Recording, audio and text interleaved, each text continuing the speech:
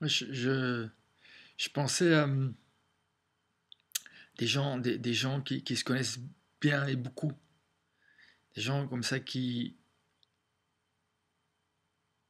peuvent rester en silence, ensemble, et c'est un silence qui est partagé. On sent que vous pouvez aller dans des restaurants, et puis il y a des tables où vous voyez que les gens ils sont dans le discours, ils parlent de quelque chose, mais ils parlent pas de ce qu'ils vivent, de ce qui se passe, de ce qu'ils sont en train de vivre là, sur le moment. Et ça se voit, ça se voit. Puis il y a des gens qui sont là aussi dans ce restaurant, des couples, ou dans un bar où chacun est occupé à tapoter sur un clavier de GSM. Et là aussi, il y a, malgré le fait qu'ils sont en train d'essayer de fuir le lien, la relation et la présence, c'est-à-dire qu'est-ce qui est en train de se vivre sur le moment, il y a quand même une, une communion. Pourquoi tu dis ça? Tu me diras. Pourquoi tu me dis ça? Et puis il y a ceux où il n'y a plus de communication. Ils sont au restaurant, ils mangent, ils parlent du vin, ils parlent de que c'est bon ce qu'ils ont mangé, mais la plupart du temps, ils ne se regardent pas et on sent qu'il n'y a aucune interaction. Ils sont tous les deux absents. Ils sont présents dans le restaurant, mais l'un par rapport à l'autre, ils sont complètement absents. Et puis, il y a ceux qui sont tous les deux présents. C'est beau, souvent on voit ça dans. C'est précieux, c'est pour ça il faudrait donner de la valeur à ça, à ces moments-là. C'est surtout présent dans les débuts de relations amoureuses où il y a des regards, il y a des silences, il y a des sourires, on parle de soi. Parlami di te che non ho paura. On parle de soi. On parle de soi. Et on dit à l'autre que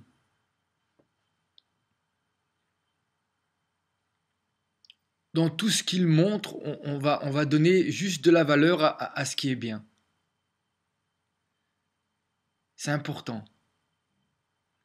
Et puis à ceux qui ont même plus besoin de parler, c'est des regards, c'est des attentions, c'est des petits gestes qui font que on sent qu'ils sont présents à eux-mêmes, mais pas que pour eux-mêmes, pour l'autre. Voilà.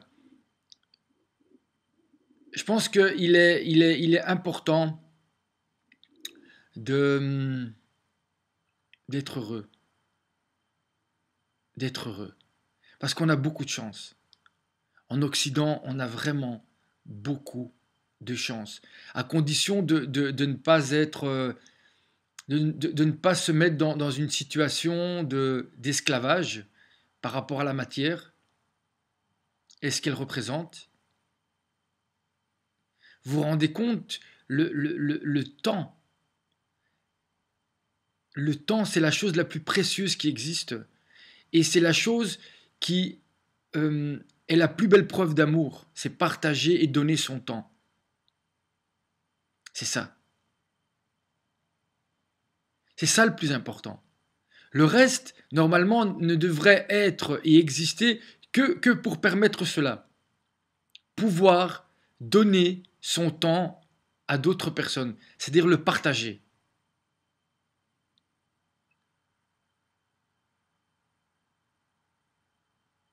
C'est ça. C'est ça Quand on prend conscience de la chance qu'on a d'être vivant, et d'avoir du temps.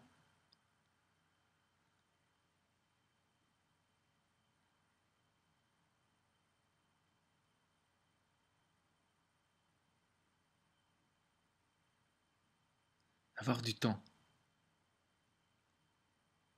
C'est ça la richesse. Et c'est ça l'amour. Tout se passe là-dedans. Dans ce temps-là qui est un don de vie. Vous comprenez, c'est donner son temps, c'est donner sa vie. Et quand vous donnez votre vie dans ce temps-là, vous sortez du temps. Vous n'êtes plus soumis à un temps matériel, à un temps du tout de suite et maintenant, à un temps humain. Le temps humain, c'est la marche. L'homme, sa vitesse et son temps, c'est la marche. Est-ce que vous vous rendez compte de ça? Et donc, tout ce que vous gagnez en allant en voiture, qu'est-ce que vous en faites de ce temps-là?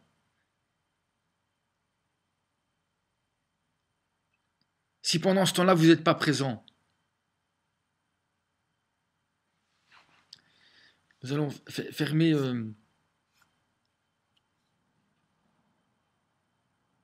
Non. Pourquoi fermer? Ouvrons. Ouvrons un autre sujet. C'est comme s'il y a des portes, j'ai ouvert une porte et maintenant je traverse et j'ouvre encore une autre porte. Donc je vais vous lire un certain nombre de choses que j'ai écrit, que j'ai pensé, que j'ai écrit et que je vais partager maintenant verbalement avec vous. Donc j'insiste sur l'importance de verbaliser. Verbaliser. Quand vous pensez, parlez. Même parlez tout seul ou tout haut. Parce que la parole, c'est quelque chose de matériel. Sinon, vous n'entendriez pas ce que je dis. C'est pas parce que quand je dis mot, vous voyez pas un truc avec mot que ma parole n'existe pas. Elle existe. Vous comprenez? Ma parole existe. Sinon, vous pourriez pas m'entendre. Et donc, c'est quelque chose de matériel. Donc, tout ce qui est dans votre tête, vous devez le verbaliser. Enfin voilà, j'ai rien inventé, c'est le principe même de la prière. Et puis ça a été repris, mais de manière matérielle dans la psychanalyse, où on vous demande de verbaliser, que le fait de parler va susciter un certain nombre d'émotions en vous et dans l'autre. Et ces émotions-là vont avoir un impact dans votre vie. Ça va modifier, ça va modifier votre monde, les gens qui sont autour de vous et vous dans votre monde. Donc parlez, verbalisez et partagez. Partagez votre temps. C'est important. C'est très important. C'est ça qui est important. C'est ça la vraie richesse. La vraie richesse, c'est ça. Vous allez le comprendre, mais malheureusement, vous le comprenez après trop tard. C'est le fait que quelqu'un, il est là. Pas que quelqu'un y réussit ou qui gagne beaucoup d'argent et finalement, il en fait quoi de cet argent?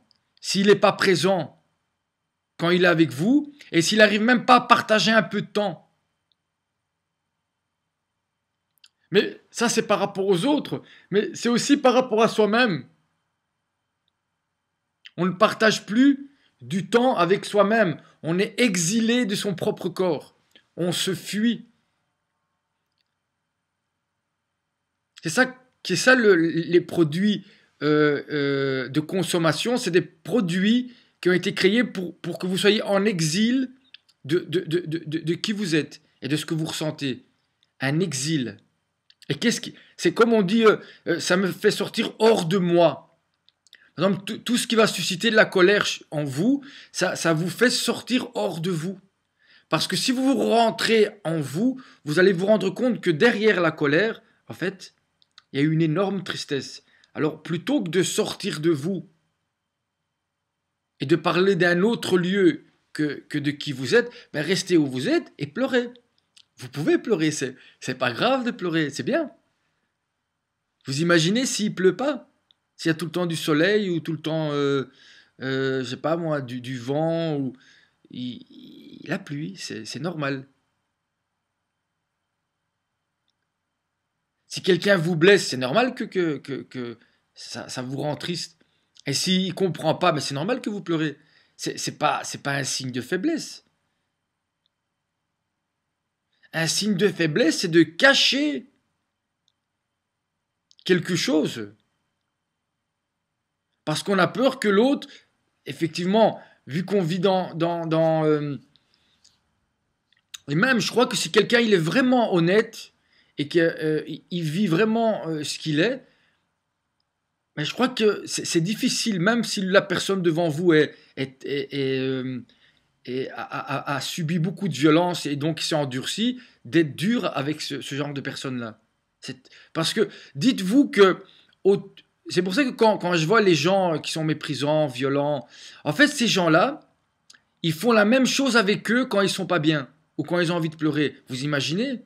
Vous imaginez que ces gens-là, comme ils parlent avec vous, ils se parlent à eux-mêmes quand ils se trompent ou quand, je sais pas moi, au niveau de la forme, je sais pas moi, que je sais pas, il devrait être rasé ou parce qu'il a un chapeau sur la, enfin, que la forme correspond pas à quelque chose dans sa tête et donc du coup, il va être, vous imaginez, il va, comme il dit aux autres, t'es un connard, va te pendre, et ben tout ça, il se le dit après à lui-même. Il faut pas faire ça, mon ami. T'es quelqu'un de bien. T'es bien. T'es quelqu'un de bien. Et de toute façon, c'est quelqu'un qui n'est pas capable en face de toi de voir le, le, le bien. Mais je parle de bien en tant qu'individu. Hein. Par exemple, voilà, vous pouvez mettre votre chemise de travers et je peux vous dire, voilà, t'as ta chemise de travers. Mais je ne vais pas dire, t'es un con, t'es complètement de travers. Mais non, vous avez aucun droit, personne a le droit d'aller dire à quelqu'un, de lui dire à lui, d'être méprisant ou de le dévaloriser. Mais qui vous êtes pour savoir qui il est? Vous pouvez juste parler de comment il bouge et à la limite de dire ce que vous pensez sur sa manière, sur la forme, mais vous n'avez aucun droit de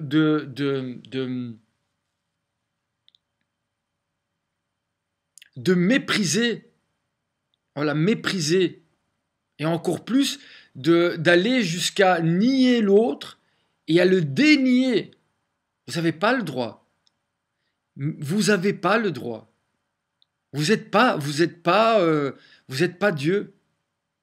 Je suis pas Dieu. Ça m'arrive aussi à moi de le faire. Mais quand je suis seul, je me le dis, je me dis, ouais, là, je me le dis. Et si j'ai l'occasion, je m'excuse. Si l'autre me le fait remarquer. Bon. Si la personne que je prends comme exemple ou comme modèle est correcte, juste, je serai aussi, moi, correct et juste avec les gens qui ont moins de pouvoir que moi.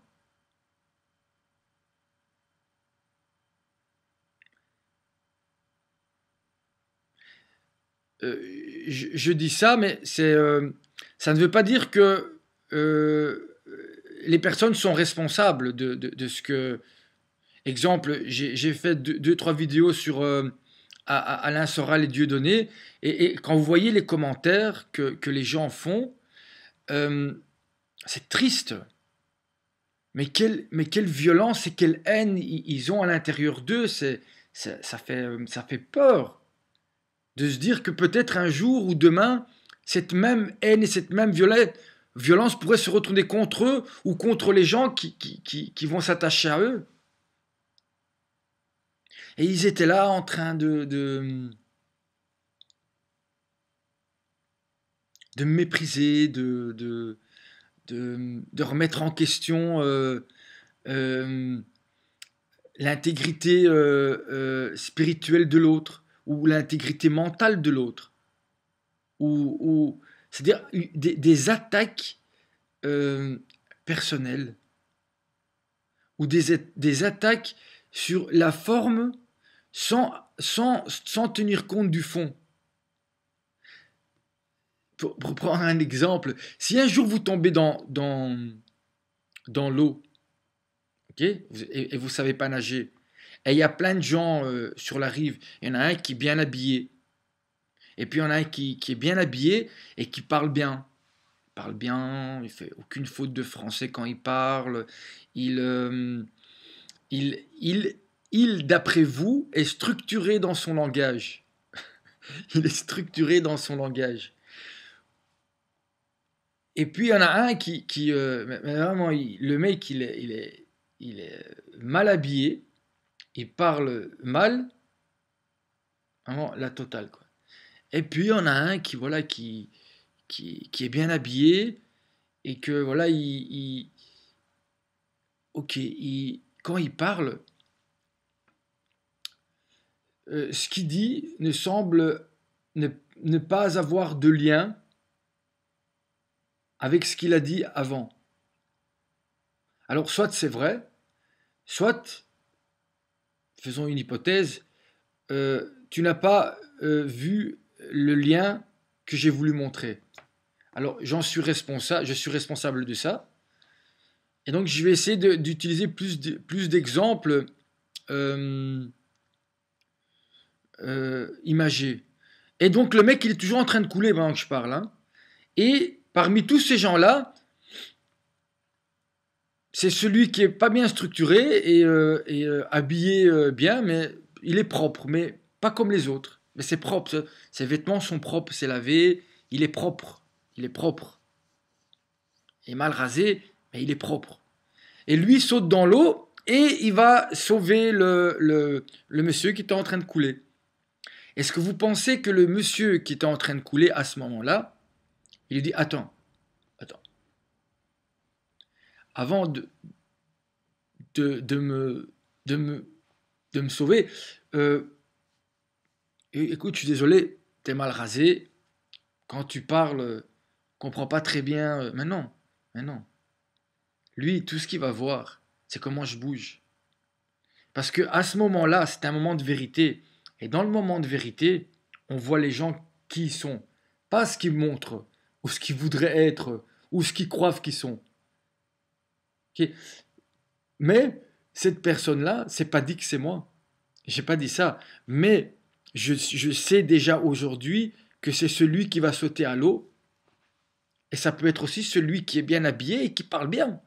C'est lui, pas parce qu'il est bien habillé et parce qu'il parle bien, parce qu'il a sauté à l'eau et il est venu vous sauver pendant que vous coulez. Eh bien lui, parce qu'il a fait ça, c'est ça le fond. C'est ça qui fait que vous n'êtes pas dans le fond. C'est lui qui est venu vous chercher quand vous étiez dans le fond, pour vous remonter à la surface. Vous savez pourquoi? Parce que lui, il a du fond. Il a du fond. Si vous voulez savoir ce que vaut spirituellement le discours d'un homme ou des hommes que vous valorisez, regardez les fruits que vous donnez à ceux qui, d'après vous, sont sans valeur matérielle. Je répète, si vous voulez savoir ce que vaut spirituellement le discours des hommes que vous valorisez, regardez le fruit, donc ce que vous produisez vous, que vous donnez à ceux qui, d'après vous, sont sans valeur matérielle.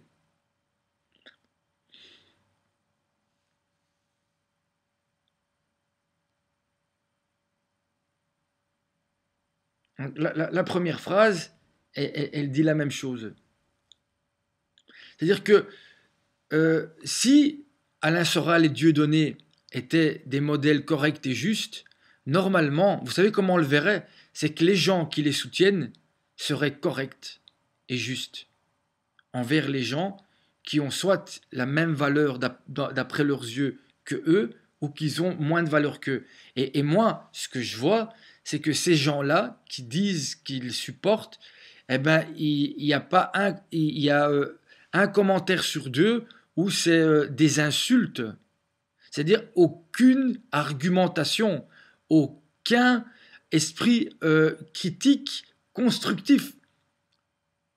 Constructif. Et aucune volonté ou demande de débattre. C'est simplement un certain nombre de... mais sans débat. Sans débat. La guerre aujourd'hui est invisible. Et la cible n'est pas votre corps, mais votre âme. L'humanité en chacun de nous. Quand tu vends le temps, quand tu vends ton temps, c'est du vent. Et ça, c'est le temps qui vous le dira. C'est pas moi. Quand tu donnes ton temps, c'est de l'amour. Et c'est précieux. Plus précieux que l'argent. Ce que je donne se trouve hors du temps. Parce que ce que je donne, c'est ma vie. C'est mon temps, c'est ma vie. Et pour donner mon temps, je dois être présent. C'est ma vie. C'est un morceau de vie que je partage. Et comme ça se trouve hors du temps, parce que je suis dedans, eh ben ça devient éternel. Éternel. Même si vous cachez. Même si vous le cachez. Même si vous le cachez. Parce que peut-être, il y a deux manières de cacher des gens. Soit parce qu'ils sont vraiment, on les cache parce qu'ils veulent devenir visibles pour rendre invisibles d'autres personnes. Et donc, on ne fait que ce qu'ils veulent faire. Soit on cache des gens qui s'ils deviendraient visibles, ils permettraient à plein d'autres personnes de prendre conscience qu'ils ne sont pas à leur place. Que c'est des usurpateurs. Des usurpateurs, des charlatans. Alors le temps, je le vends. Le temps, je donne l'éternité. Ouais, un peu de poésie, c'est beau la poésie. La révolution, c'est un renversement. Regardez, c'est celui qui est tout en bas, qui en restant petit, va et va tout en haut. Vous avez vu, hein? Donc, il faut que on est tout en bas. C'est ça la révolution, on est d'accord?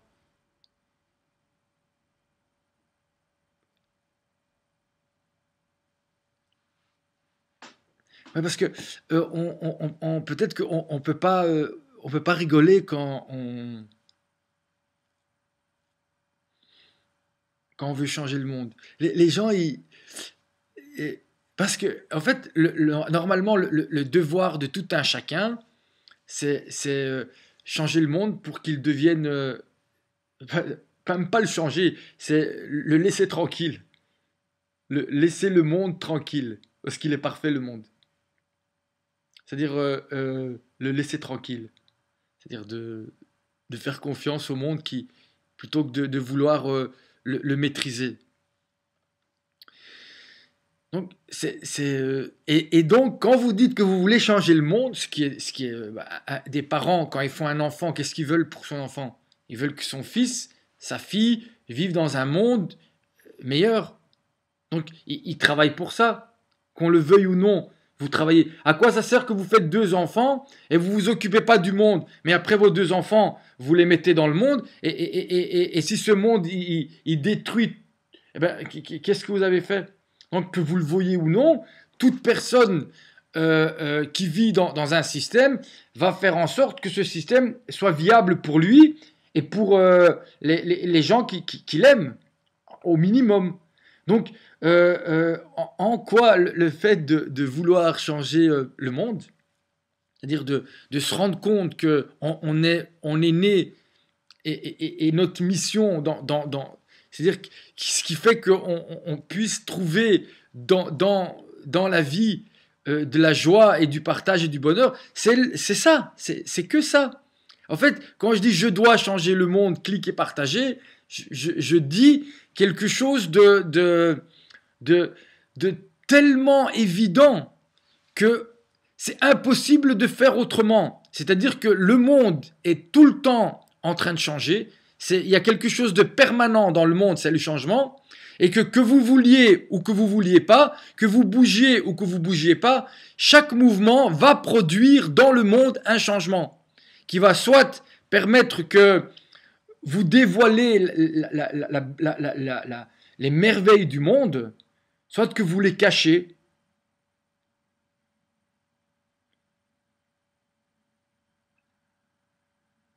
Pour cacher les sentiments humains et pour qu'on devienne tous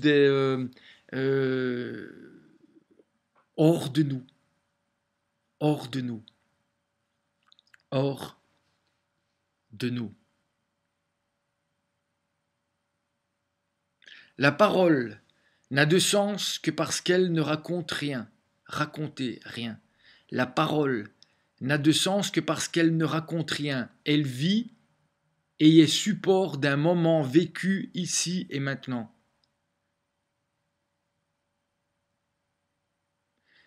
Si je vous parle de... Ouais, écoute, hier j'étais en ville, j'ai vu une paire de chaussures, et puis je suis en train de vous raconter quelque chose qui est... c'est ça. C'est la parole n'a de sens que parce qu'elle ne raconte rien. Ça, c'est pas une parole.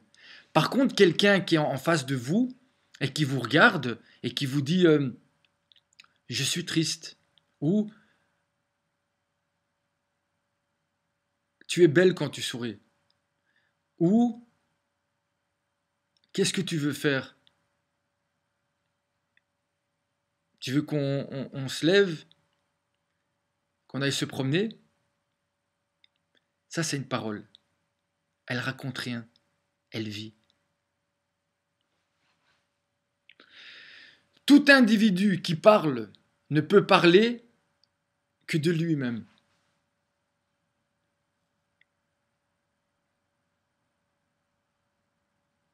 Ne pas être conscient de cela ne donne aucune place à l'autre dans votre parole. Donc chaque fois que vous voyez quelqu'un qui parle de quelqu'un d'autre, eh ben, il parle de lui. Il parle de lui.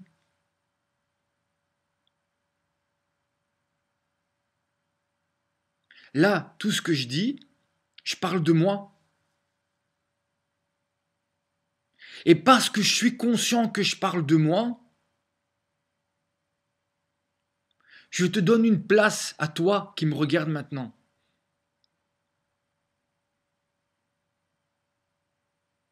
Et tous les silences qui semblent vous ennuyer, c'est les moments où la parole, qui est quelque chose qui existe, a un espace pour pouvoir arriver jusque chez toi, traverser le miroir et rentrer en toi et susciter quelque chose, c'est-à-dire provoquer quelque chose et que tu puisses le vivre. C'est ça, c'est donner un espace à ça, un silence. C'est ça la vie, les émotions. Et la parole, normalement, n'est que un véhicule d'émotions. Véhiculé. Et quelle que soit la forme ou les mots ou le sens, l'important n'est pas là, mais c'est qu'est-ce que je véhicule comme émotion. Est-ce qu'il y a de la colère? Est-ce qu'il y a de la haine? Est-ce qu'il y a un calme? Est-ce qu'il y a de la joie? C'est ça que je partage. C'est ça qui fait que le mec va sauter à l'eau et va venir vous sauver. C'est avec ça, et pas avec sa bouche ou avec son cerveau ou avec ce qu'il croit. C'est avec quelque chose qui va venir de l'intérieur. Et c'est ça qui va le différencier de tous les autres. Dans les moments où il faut vraiment être présent et où la présence devient visible pour tout le monde.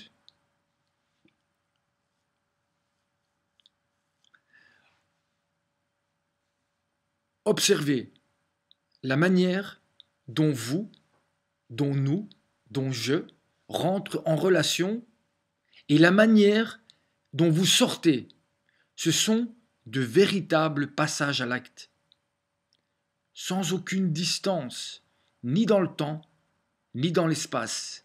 L'esprit est pratiquement inexistant. Seul l'aspect animal et instinctif est mis en avant. Celle-ci ressemble étrangement à un passage à l'acte suicidaire, où on met à mort le lien pour ne pas se faire du mal à soi-même tout seul. On partage la mort sans mise à terme, dans le sens maître des termes. Un terme, c'est une parole, un terme. Des paroles avant la relation plus intime, dans la rencontre ou dans la séparation. Normalement, que ce soit une rencontre ou que ce soit la fin d'une rencontre, c'est quelque chose qui devrait prendre beaucoup de temps.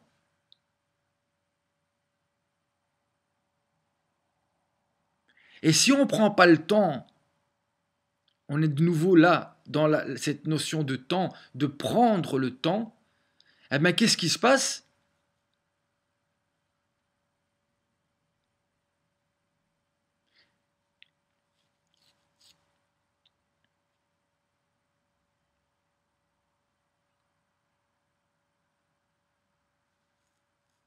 Oui, oui, c'est pas prendre le temps, c'est partager le temps. Voilà, c'est pas juste prendre le temps. Prendre le temps, c'est partager du temps dans la rencontre avant de s'engager et partager du temps avant de se séparer.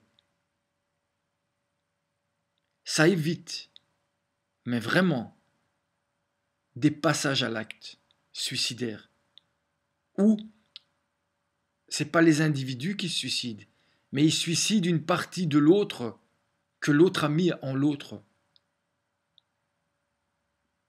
Parce que quand on forme un couple, on forme un. Donc, moi, je prends une partie de toi, et toi, tu as une partie de moi que je t'ai donnée, et toi, tu m'as donné. Et donc, quand je casse le lien, eh ben, je mets à mal cette partie que chacun de nous deux a donnée à l'autre.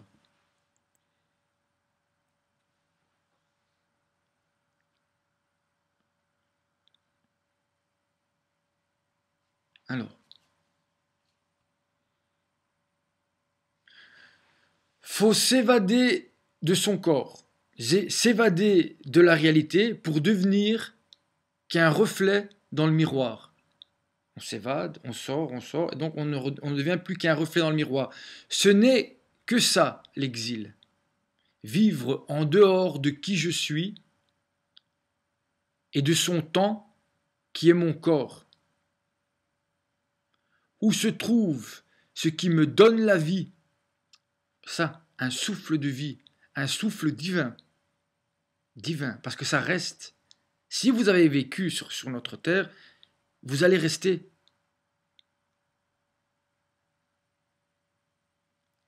Et vous n'avez plus besoin d'être là présent matériellement pour exister. Seul instrument qui peut accéder au réel pour ne devenir qu'un avec les autres. Actuellement, c'est ça, c'est mon corps. Donc je dois être présent, je ne dois pas me fuir. Il y a plein de choses, hein. On regarde des films où les autres vivent des vies, mais moi pendant ce temps-là, je ne vis pas. Ou des drogues, ou je pars je sais pas moi, à l'autre bout du monde, mais j'ai jamais fait une seule fois le tour de moi-même. Parce que euh, le monde n'est beau que dans les yeux de celui qu'on aime et avec qui on partage un, un moment et un temps. Sans cela, le monde, il est merveilleux aussi. Il est merveilleux aussi. Mais dans les yeux de l'autre,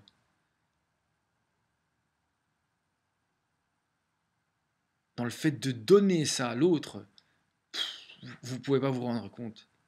C'est un autre monde. vous avez accès à un autre monde. Mais littéralement, hein. C'est pas du...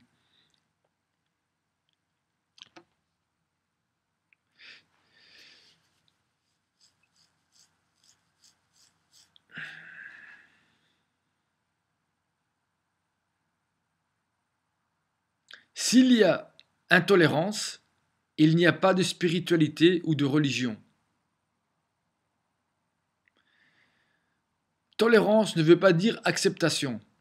Cela veut dire laisser vivre, sans que cette vie vienne détruire d'autres vies, visiblement ou invisiblement.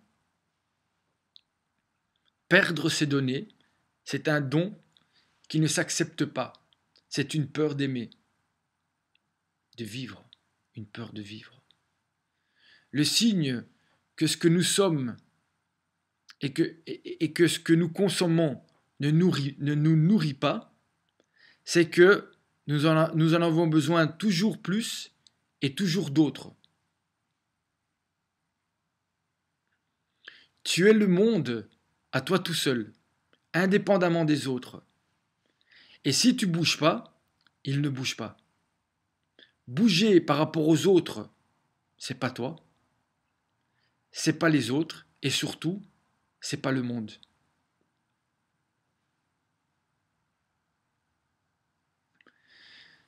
Dernier message. C'est important de prendre du temps avant de se séparer. C'est important. Important.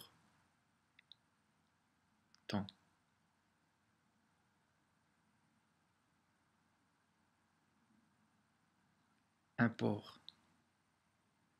Export. Import-export. Temps. Important. 1.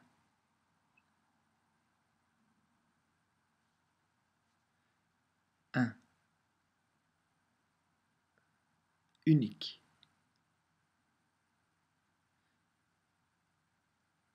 Quand vous aimez quelqu'un, vous voulez pas que vous voulez pas être unique à ses yeux.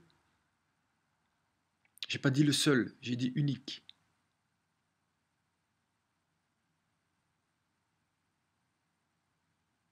Mais par contre, le seul ou la seule que vous aimez ou qu'elle aime.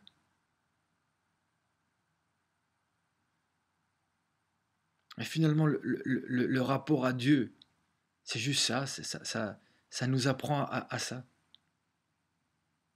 Croire en quelque sorte en Dieu, en Dieu, à Dieu, c'est croire en ce type de relation-là. Et de se dire que c'est ça c'est le partage de ça, de l'unicité en nous, avec nous, et de cette unicité de la donner aux autres. 2 arbres.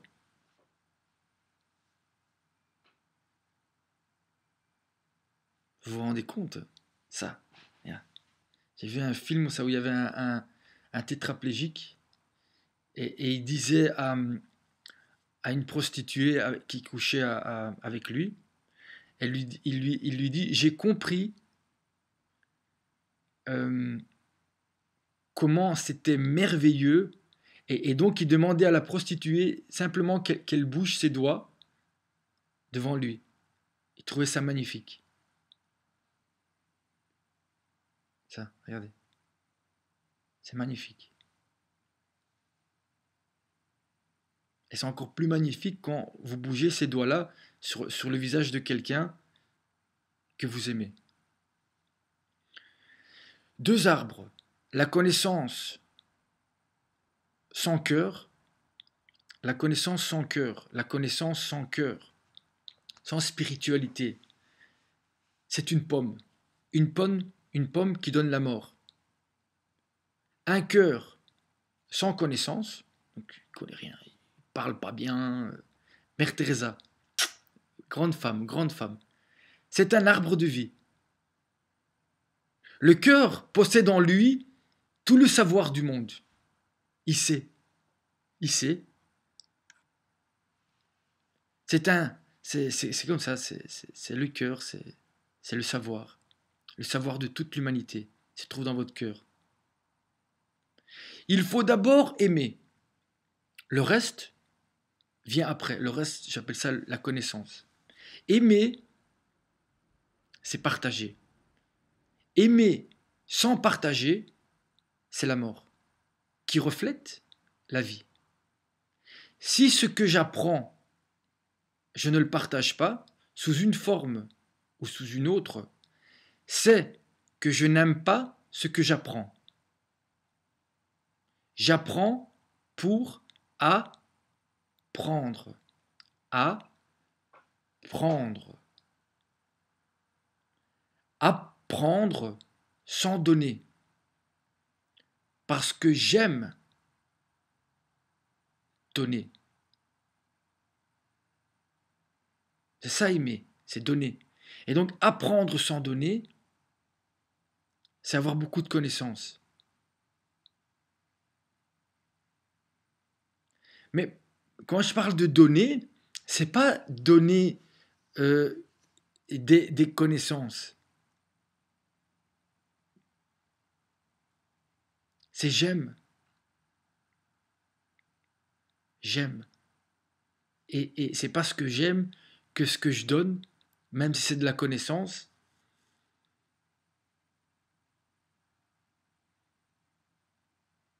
va devenir un morceau de vie qu'on partage ensemble. Se donner et donner la mort, c'est aimer sans partager.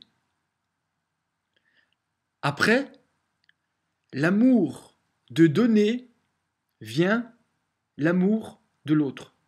Parce que on peut aimer sans aimer l'autre. J'aime le sentiment que j'éprouve sans aimer l'autre. Après l'amour de donner vient l'amour de l'autre. Avant ça, on n'a pas encore traversé le miroir.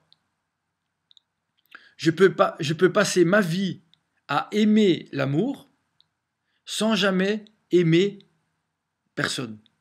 C'est-à-dire quelqu'un d'unique et où je rencontre quelqu'un d'unique, mais comme je n'ai pas fait le tour du monde de moi-même, et donc je n'ai pas eu le courage d'être qui je suis, parce que et je comprends hein, quand je vois la violence et la haine que vit quelqu'un face à quelqu'un qui a ce courage-là, je comprends que, mais ces gens-là, c'est juste des appels à l'aide. C'est des appels à l'aide. C'est-à-dire que si ils ne vivent pas cette violence extérieurement, ils, euh, ils, euh, ils risquent de se faire du mal à eux-mêmes. Dans ces cas-là, si vous êtes dans ce cas-là, pleurez. Allez-y, pleurez et parlez, parlez, parlez, même tout seul, parlez. Vous allez voir, vous allez... en vous disant que vous êtes extraordinaire. Et vous êtes unique. Sinon, vous ne seriez pas là. Ça, vous devez le garder en tête, par contre, tout le temps. C'est clair et net. Sinon, vous ne seriez pas là. Si vous êtes là, c'est que vous êtes unique. Et ça ne dépend pas de vous. C'est là. C'est comme ça. Voilà. Eh bien, écoutez, heureux de... C'est vrai que j'espère avoir toujours, enfin, pouvoir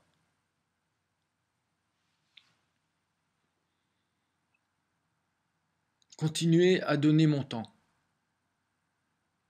et à le partager. Merci.